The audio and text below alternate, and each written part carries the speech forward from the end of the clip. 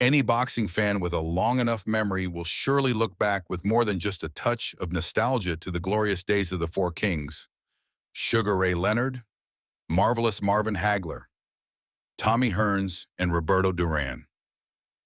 But every boxer has a story, and Leonard's is darker than you might realize. Sugar Ray Leonard was a hugely talented boxer who took gold at the Olympics and went on to be involved in some of the sport's most memorable bouts, facing off against Tommy Hearns, Marvin Hagler, and Roberto Duran. With these three boxers, he made up the quartet we now refer to as the Four Kings. And it was a time when boxing was graced by four astonishing talents, all active at the same time in the same weight divisions, and who were all willing to square off against each other to see who emerged as the greatest of them all.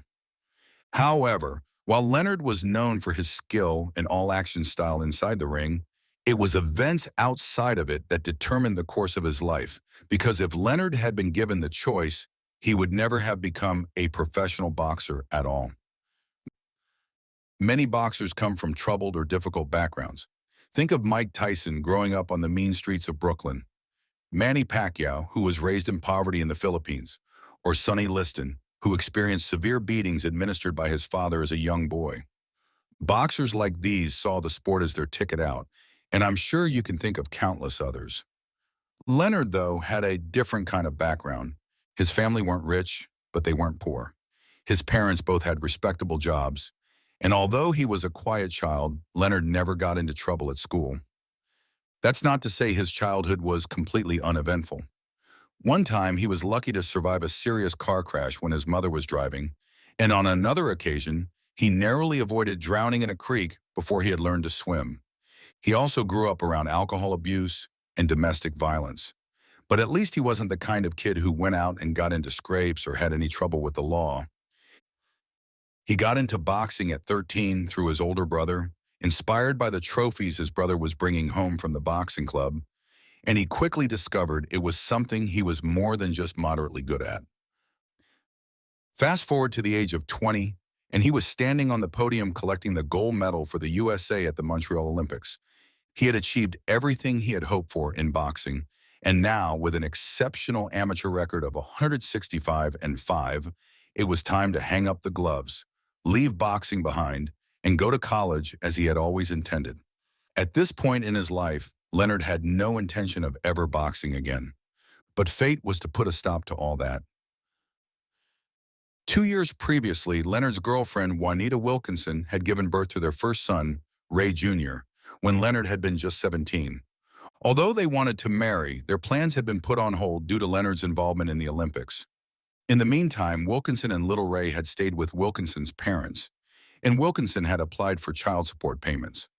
Then, just after Leonard's Olympic success, the state attorney's office opened proceedings against Leonard to force him to pay to support the child as the boy's father. But worse was to come because at around the same time, Leonard's father fell sick with meningitis and his mother suffered a heart attack. So with the child and its mother to support, as well as two sick parents, Leonard saw no other option than giving up his aspirations of going to college and becoming a professional boxer instead. And financially, at least, the decision paid off. On turning pro, Leonard was backed by a group of acquaintances who raised $21,000 to invest in his career, which Leonard was then to pay back over the next 4 years. As it turned out, though, Leonard didn't need anything like 4 years to pay back the loan, since he made almost twice that from his first bout and was able to pay back the investors right after the fight. Leonard then went on to become the first fighter to take home over $100 million in career purses, which is surely far more than he could ever have dreamed of making if he had graduated from college and pursued a more regular career. So it seems he made the right choice. But while few boxers are ever able to achieve the kind of financial or sporting success that marked his career, the soaring highs he enjoyed in the ring would come back to torture him when he tried repeatedly to retire and move on with nothing in his life to replace the excitement of big-time boxing. But we're getting ahead of ourselves here, so for those less familiar with Leonard's career, let's remind ourselves of some of the highlights. As a gold-winning Olympian, his career progressed rapidly, and in his 26th fight as a pro, He took the WBC and Ring Magazine welterweight titles from Wilfred Benitez at Caesars Palace in Las Vegas, but he only managed to defend these titles once, losing them 2 fights later against another of the Four Kings, Roberto Durán, in a classic bout billed as the Brawl in Montreal. During much of that fight, Duran smothered Leonard and denied him the space he needed to work. Leonard did have some success, staggering Duran in the second and then coming on strong in the fifth, but he was unable to press his advantage. Duran regained the ascendancy but was unable to finish Leonard, and somehow the fight went to the judges' scorecards, with Duran taking the win by unanimous decision and handing Leonard his first defeat in the professional ranks. Leonard then avenged this loss and regained his titles in his next outing in a rematch in New Orleans. This famous battle became known as the No Mas fight after Duran quit, turning his back and telling the referee no mas, which means no more in Spanish. Duran was known for not looking after himself in between fights, ballooning up in weight, and Leonard had pursued the immediate rematch with this in mind. Leonard was by far the better fighter on the night, and he constantly taunted his opponent by pretending to wind up exaggerated bolo punches and flicking out jabs.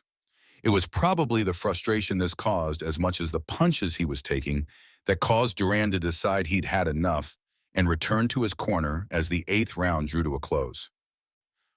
For younger fight fans, this is the bout Vasily Lomachenko was referring to when he branded himself No Maschenko after causing Guillermo Rigondeaux to quit on his stool in 2017. Leonard then went on to settle the score in the trilogy fight, which was given the tagline Uno Mas, meaning one more, 9 years later. But by then, Duran was already way past his best, and the fight turned out to be a bit of a stinker. Duran was the only one of the Four Kings to score a win over Leonard, who also defeated Tommy Hearns and Marvin Hagler, although Hearns managed a draw in their rematch. The first fight between Leonard and Hearns was an instant classic, winning Ring Magazine's Fight of the Year. Leonard was also chosen as Ring's Fighter of the Year that year, one of 2 times he was awarded this prestigious accolade. However, many felt Leonard was lucky to take the W since they felt the stoppage, which came in the 14th round and with Hearns up on the scorecards, was premature. If Hearns had been allowed to continue and had then managed to survive the 14th and see out the 15th, he would have gone home with the titles. The fights these 4 boxers shared defined the era, and their rivalries are remembered as one of the golden ages of boxing. As well as reigning at welterweight, Leonard also captured titles in the light middleweight, super middleweight, and light heavyweight divisions, making him a 5-weight world champion. But during his career, Leonard retired 3 times before finding he was unable to resist the temptation to fight on, returning each time after a short hiatus. And this inability to stay retired perhaps hinted at something darker that Leonard was trying to deal with in the background. As many fighters who came before and after Leonard have discovered, boxing is like a drug, and once a fighter hangs them up, it can be impossible to replicate the adrenaline highs produced by being locked in gladiatorial combat in the ring. And like many other fighters, when Leonard tried to wean himself off the addictive drug that is boxing, he turned to other drugs to replace it. And in his case, the drug of choice was cocaine. Leonard also drank, and when he drank, he beat his wife. Juanita Wilkinson had been his childhood sweetheart and was the mother of his 2 sons, but she filed for divorce 10 years after they married, citing domestic abuse as well as alcohol and drug use in her testimony. For his part, Leonard owned his mistakes. He freely confessed to his problems with alcohol and cocaine, saying later of his 3 years as a cocaine user that it had been childish and stupid. He also expressed shame for his behavior and the hurt he had caused to the people he loved the most. His cocaine use began after his first fight with Hearns, the match known as the Showdown, when he suffered a detached retina in training. At the time, his doctors told him that he risked permanent blindness in one eye if he fought on, so, convinced his career was over, he turned to the buzz of occasional cocaine use to replace the buzz of the arena. He was never an addict, but he later claimed that he used cocaine as well as alcohol when he felt bad to help him forget. His drug use didn't last long, only around 3 years, but it was a low point in his life. In the end, he decided to quit cocaine and continue fighting when, in his own words, he woke up in the morning and found that what he saw in the mirror was scary. His immense regret for his actions and his contrition is clear when you hear his own words on the matter.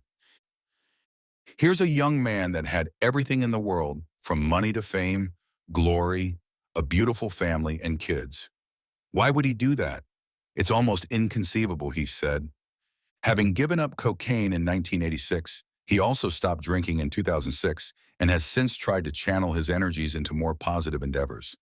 Having been taken to dark places by his own experiences of substance abuse, he now uses his position of fame and influence to help persuade others of the benefits of clean and healthy living. But it also turns out that trying to replace the thrill of the ring was not the only demon Leonard had been battling.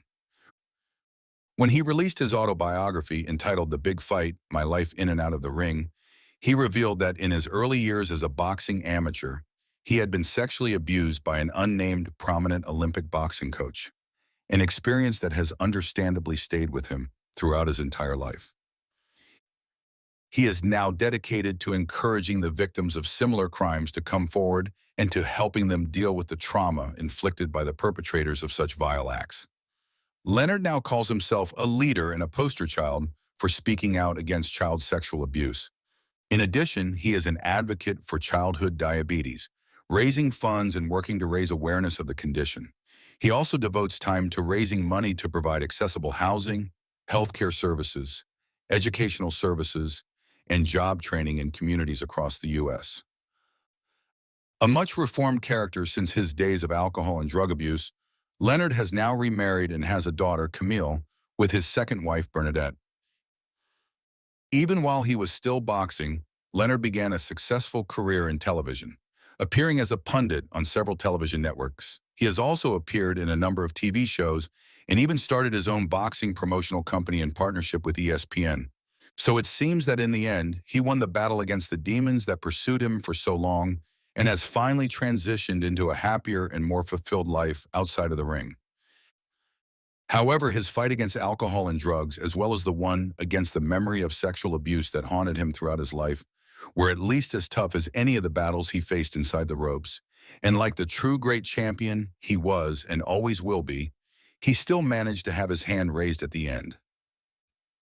What are your favorite memories from Leonard's career in the era of the Four Kings? We'd love to hear your thoughts, so please leave a comment below. And if you enjoyed the video, please leave a like and hit the subscribe button to support us in producing more boxing content in the future. See you in the next one.